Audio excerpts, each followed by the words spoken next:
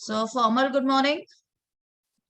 Today, the chapter which we are going to start, it is land, soil, water, natural vegetation, and wildlife. It means in this particular chapter, we are going to talk about all these things. Land के बारे में भी पढ़ेंगे हम, about the soil also, water management, water pollution, and the ways to tackle with this problem of water pollution and water shortage, then the natural vegetation, and of course the wildlife. Right? So first of all, we will be moving with the land. Right? Sea land जो है वो हम किस land की बात कर रहे हैं, जिसके ऊपर हम लोग रह रहे हैं.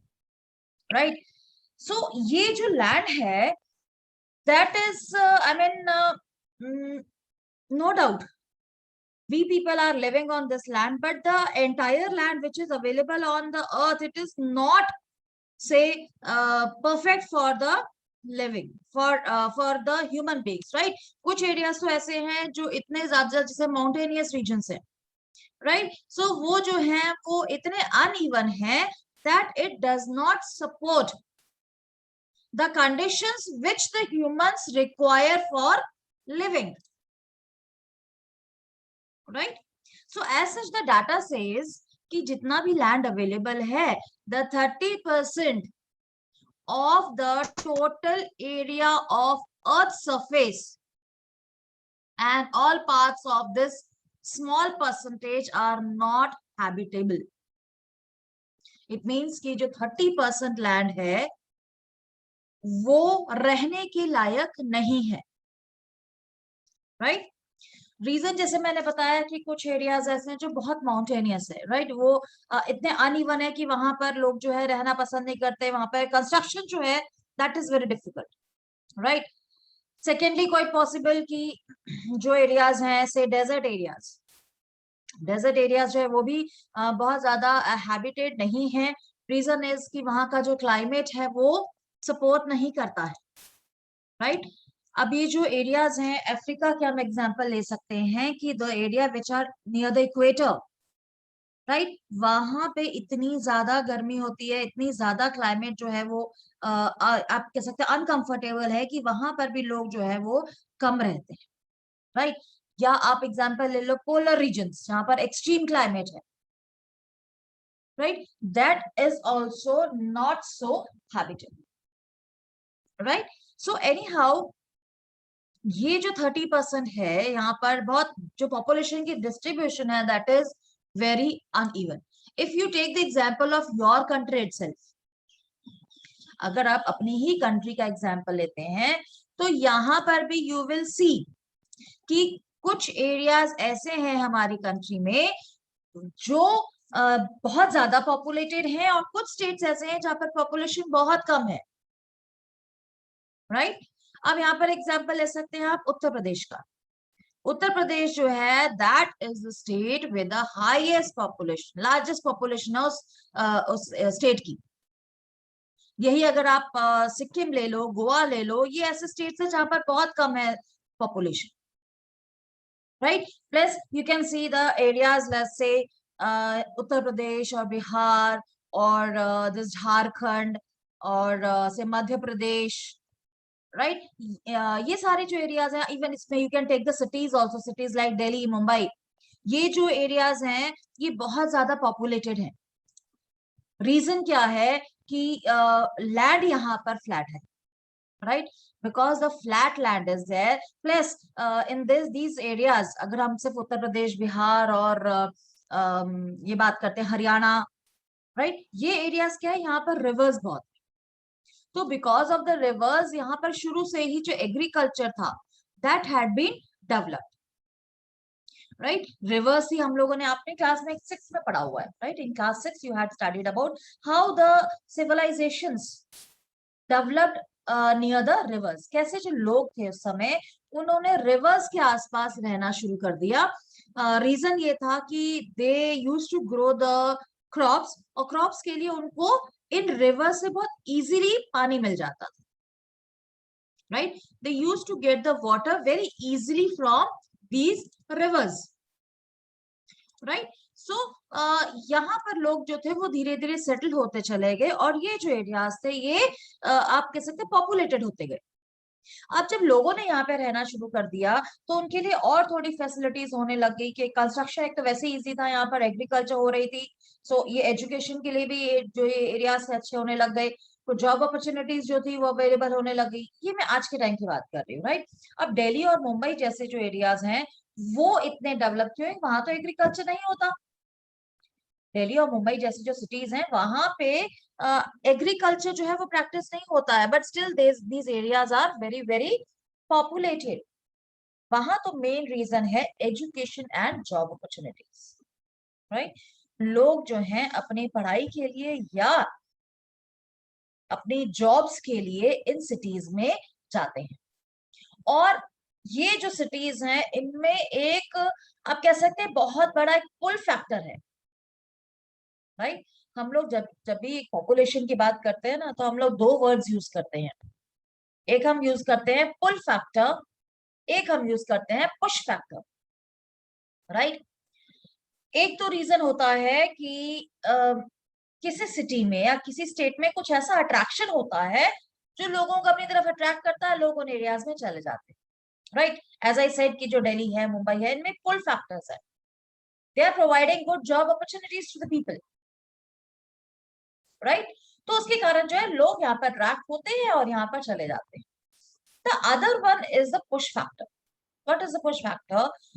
से द एरियाज लाइक बिहार और उड़ीसा, राइट? और some areas of Chhattisgarh, Jharkhand, ये कौन से एरियाज हैं जहां पर बहुत ज्यादा एजुकेशन फैसिलिटीज भी नहीं है, पोवर्टी बहुत है। बिहार और उड़ीसा जो है, these are the two states of our country which are very poor, right? तो यहाँ पर बहुत ज्यादा जॉब अपॉर्चुनिटीज भी नहीं है, गरीबी बहुत ज्यादा है। तो क्या है कि लोग इन स्टेट से बाहर निकल रहे हैं। तो इन स्टेट्स में क्या है, पुश फैक्टर ज्यादा है, वो लोगों को बाहर की तरफ धकेल रहे हैं कि they should go out for the jobs और फॉर एजुकेशन और for the livelihood, right? So ये जो चीजें हैं ये पुश फैक्टर्स की तरह काम कर रही है, right? So you are very clear with the pull factor और द पुश फैक्टर, राइट? और ये जो हमारा अनइवन डिस्ट्रीब्यूशन है, जैसे मैंने बताया कुछ एरियाज जो बहुत पॉपुलेटेड है, कुछ है जो नहीं है, उनके बहुत सारे रीजंस होते हैं, और एक जो मेजर रीजन है that is the land and the climate, right? ये नेचुरल फैक्टर्स हैं, फाइन। ये जो है नेचुरल फैक्टर्स हैं, जो एजुकेशन जॉब है वो सारे ह्यूमन फैक्टर्स हैं, राइट? अब ऐसा एज आई सेड कि लैंड जो है वो कैसे रिस्पॉन्सिबल है कि जो लैंड है वो अनइवन है जिन एरियाज में, या क्लाइमेट जो है वो सुटेबल नहीं है, जैसे मैंने ऑलरेडी आपको बताया कि इक्वेटोरियल रीजन्स हैं या डेजर्ट रीजन्स हैं, या फिर पोलर रीजन्स हैं, right? There the population is very very less. Even अगर हम इंडिया की भी बात करते हैं तो इंडिया में जो द्रास है, कारगिल है, लद्दाख का जो एरिया है, आपने क्लास 6 में पढ़ा हुआ है, these are the cold deserts, right? ये कोल्ड डेजर्ट्स है, तो यहाँ पर जो पॉपुलेशन है वो बहुत ही कम है, right? So climate and land, इसके अलावा जो डेजर्ट रीजन्स है वहां पर क्या है, वहां पर पानी की दिक्कत है, right? So due to the shortage of water the people don't prefer to live there, right? So ये कुछ फैक्टर्स जो है that are responsible for the uneven distribution of population throughout the world, right? Further इनको हम अगर और थोड़ा सा इलेबोरेट करते हैं तो rugged topography, steep slopes, right? Then low-lying areas which are susceptible to waterlogging. कुछ ऐसे एरियाज होते हैं जो जिनका लेवल जो है वो थोड़ा कम होता है, और वहां पे वाटर लॉगिंग बहुत हो जाती है, पानी बहुत इकट्ठा हो जाता है, तो वहां भी लोग जो है ज्यादा रहना प्रेफर नहीं करते। यहाँ पे I can give the example of Assam. Assam के कुछ एरियाज ऐसे हैं where the water logging is very common, right? तो वहां पर लोग जो है वो रहते भी कैसे हैं कि वो अपने घर कैसे बनाते हैं, on the raised platform, bamboos के ऊपर वहां पर घर बने होते हैं, बिकॉज वाटर लॉगिंग इतनी ज्यादा हो जाती है उसके कारण ये कीड़े मकोड़े हैं, इंसेक्ट्स हैं, रेप्टाइल्स हैं, वो घरों में घुस जाते हैं। तो उससे बचने के लिए what they do, they construct their houses on the raised platform, right. Raised platform के ऊपर वो घर बनाते हैं, बैम्बूज जो होते हैं उनके ऊपर ये यहाँ घर बनाए जाते हैं, जो थोड़े कच्चे घर होते हैं, ये बस सीमेंटेड नहीं होते हैं, right. Then the desert areas या थिक फॉरेस्टेड एरियाज, अब जो अमेजोन का एरिया है, राइट, वी ऑल्सो नो कि अमेजोन जो है, अमेजोन फॉरेस्ट, राइट, ये कवर करते हैं एरिया हमारा साउथ अमेरिका कॉन्टिनेंट का, तो इसे हम लंग्स ऑफ द वर्ल्ड भी कहते हैं। जो अमेजोन फॉरेस्ट का एरिया है, that is also called the lungs of the world, क्योंकि वर्ल्ड के जितने भी जो सबसे लार्जेस्ट एरिया है जो फॉरेस्ट कवर्ड है। सो यहाँ पर भी because of the thick forest it is difficult for the people to live there. So यहाँ पे भी जो पॉपुलेशन है वो बहुत ही कम है, that is sparsely populated, right. एक वर्ड होता है हाईली पॉपुलेटेड, एक होता है स्पेसली पॉपुलेटेड। स्पेसली मीन्स जहां पर लोग दूर दूर फैले होते हैं, या आप कह सकते हैं बहुत ही कम population, right. Space means little और less. And the plains and river valleys fit for agriculture, that's why densely populated area, right। densely है जहाँ पे बहुत ज्यादा लोग रहते हैं, और dense जो है जिसे हम हिंदी में वर्ड यूज करते हैं घना, राइट। सो ये जो प्लेन एरियाज हैं, जैसे मैंने बताया कि यहाँ पे रिवर्स होती थी, तो रिवर्स के कारण the people use to get so much water for their fields, right. So यहाँ पर फिर धीरे धीरे पहले एग्रीकल्चर, उसके बाद फिर लोग रहना शुरू हो गए, फिर उनकी फैसिलिटीज है, उनकी कंफर्टेबल उनकी लाइफ के लिए शॉप्स हैं, कुछ मार्केट्स हैं, फिर ये धीरे धीरे क्या हुआ, ये टाउन्स बनते चले गए। You remember in class 7th आप लोगों ने टाउन ट्रेडर्स वाला चैप्टर पढ़ा है, how the towns grew around these areas.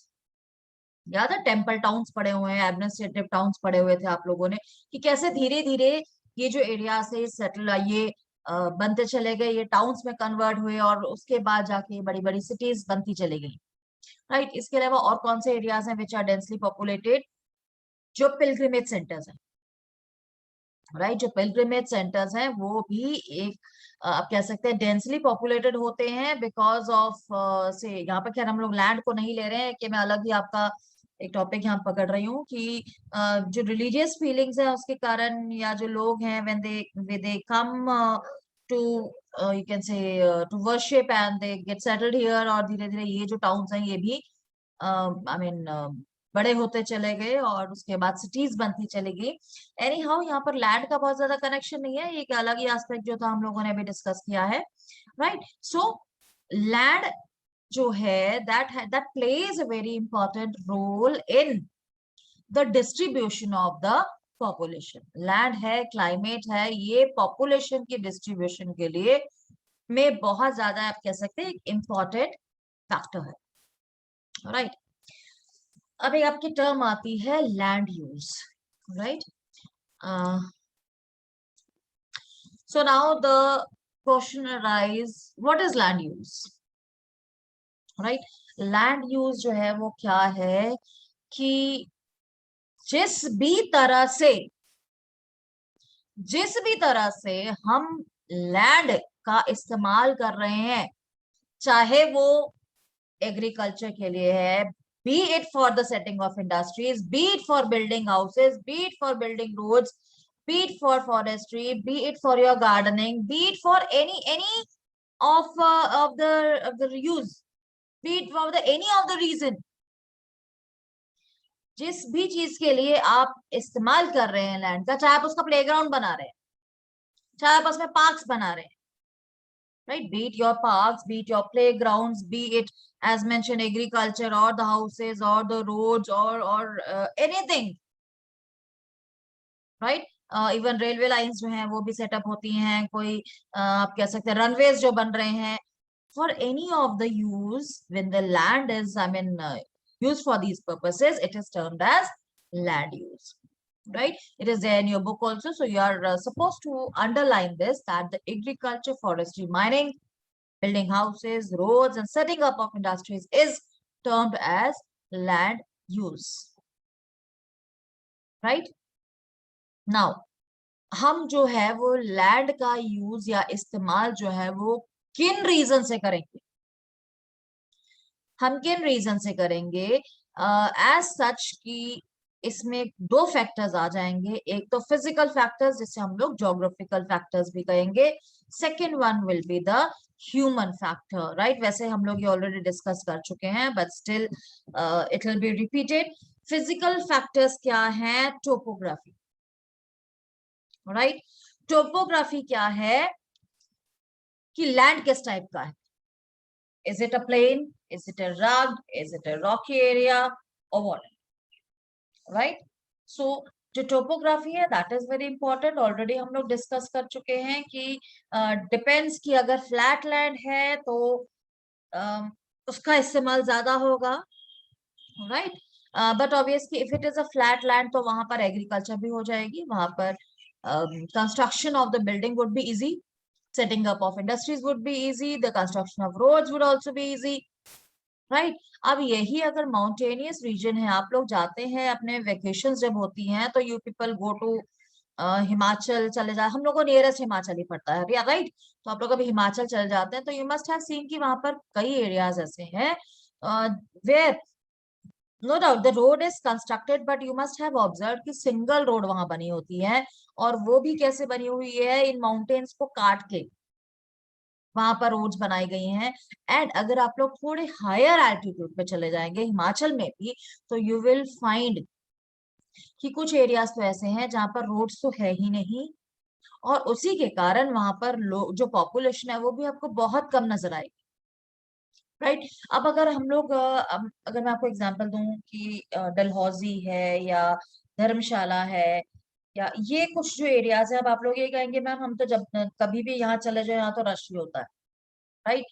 उसका रीजन क्या है? उसका रीजन हम पढ़ सकते हैं ह्यूमन फैक्टर्स में, कि ये एक टूरिस्ट प्लेस बन चुके हैं, राइट?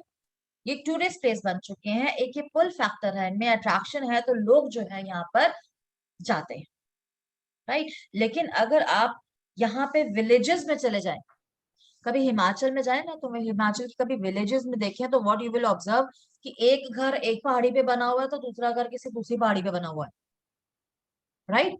एंड आई मीन ऐसे जैसे हमारे घर है एक के साथ एक जुड़े हुए घर है, ऐसे वहां पर नहीं है, right? There the houses are जो ऐसे भी क्लास स्टार्ट हो किसी का चल गया ही नहीं, they are scattered. Fine, so I was telling you people कि ये जो एरियाज हैं हिमाचल में या माउंटेनियस रीजन में यू विल फाइंड कि the houses are scattered, they are not a compact one, right? जैसे हम लोगों के क्या है, ये आप लोगों ने क्लास 7th में पढ़ा हुआ है, राइट? जहां पर आपका चैप्टर था about the human settlements, right? So there you had studied कि कैसे ही जो माउंटेनियस एरियाज है वहां पर स्कैटर्ड है हाउसेस, वेयर एज जो हमारे land areas plain land areas है वहां पर द हाउसेस आर कॉम्पैक्ट, जिन जहां पर आप लोग रहते हैं ना वो है compact, right? So anyhow the soil, the climate, the minerals and availability of water, soil fertile है तो वहां पर पॉपुलेशन ज्यादा होगी, इनफर्टाइल सॉइल है तो वहां पर नहीं होगी। बट यहाँ पर एक चीज हम लोग और नोट कर सकते हैं कि if that area is not suitable for agriculture but suitable for if that area is having the minerals तो वो भी पॉपुलेटेड होगा, राइट? अगर वहां पर मिनरल्स मिलते हैं, अगर यहाँ पर we can take the example of Chhattisgarh and Jharkhand, right? ये एरियाज कौन से हैं? यहाँ पर मिनरल्स बहुत ज्यादा है, मध्य प्रदेश, राइट? सो मिनरल्स होने के कारण क्या है, जो मिनरल एक्सट्रैक्शन है वो एक आप कह सकते हैं that is a labour consuming industry. Extraction of minerals it's a labour consuming, कि यहाँ पर लेबर की बहुत ज्यादा जरूरत होती है, तो जॉब अपॉर्चुनिटीज यहाँ पर माइनिंग में बहुत ज्यादा है। So it attracts specially the illiterate people, जिनके पास कोई स्किल्ड आप कह सकते हैं स्किल्ड डिग्रियां, या जो स्किल्ड नहीं है, जो अनस्किल्ड है, उनके लिए मिनरल्स एक्सट्रैक्शन जो है वहां पर बहुत अच्छी जॉब अपॉर्चुनिटीज जो है वो अवेलेबल है, right. Then is the climate, already हम लोग डिस्कस कर चुके हैं कि how climate is responsible for the uneven distribution of the population and the availability of water. अब जो डेजर्ट एरिया है, राजस्थान का जो एरिया है, वो जो है that is also sparsely populated. Reason is the unavailability of water, right. वहां पर कुछ विलेजेस तो ऐसे भी हैं राजस्थान में where that are totally deserted, deserted in the sense की टोटली वहां से लोग जो है they had come out of those villages because the water shortage, or you can say non availability of water is there, so they had left their villages, और वो जो villages हैं now they are totally uninhabited। कुछ villages ऐसे हैं वहां पर, right. So ये जो अवेलेबिलिटी ऑफ वाटर जो है ये एक बहुत बड़ा फैक्टर है, राइट। क्योंकि ये जो होती है ना, ये सारी हमारी बेसिक नेसेसिटीज होती है, ये जहां पर हमें मिल जाती है वहां पर लोग जो है वो पहुंच जाते हैं या वहां पे वो सेटल हो जाते हैं, right. Then as a human factors like population, technology, right, these are also important determinants of land use। अब जहां पे ज्यादा पॉपुलेशन होगी बट ऑब्वियस वहां पर कंस्ट्रक्शंस भी ज्यादा होंगे, लैंड का इस्तेमाल भी ज्यादा होगा, राइट। अब जहां पर ये चीजें आप कह सकते हैं कि अवेलेबल ही नहीं है, सो देयर द कंस्ट्रक्शन और land use will be less. अब जो पहाड़ी एरिया है वहां पर जाके तो इंडस्ट्रीज बनने से रही, रोड जैसे मैंने बताया सिंगल रोड्स बनी होती है, वहां तो डबल या जैसे यहाँ पर 6 लेन्स 8 लेन्स रोड्स बनी है, वहां पर तो इट्स नॉट पॉसिबल। जहां पर अवेलेबिलिटी ऑफ वाटर ही नहीं है वहां पर एग्रीकल्चर के लिए यूज नहीं हो सकता, वहां पे इंडस्ट्रीज के लिए यूज नहीं हो सकता है, राइट। अब जहां पर जो डेंसली पॉपुलेटेड एरियाज है, प्लेन एरियाज है, वहां पर डेफिनेटली कंस्ट्रक्शन जो है वो ज्यादा होगी, लैंड यूज ज्यादा होगा। अब दिक्कत क्या है कि जो पॉपुलेटेड एरियाज है ना, जो डेंसली पॉपुलेटेड एरियाज है, वहां पर there is always a shortage of land. और आप लोग क्लास 9th में जाके पढ़ेंगे कि हमारी सबसे बड़ी दिक्कत क्या है, the basic constraint in increasing the production is that the land is fixed.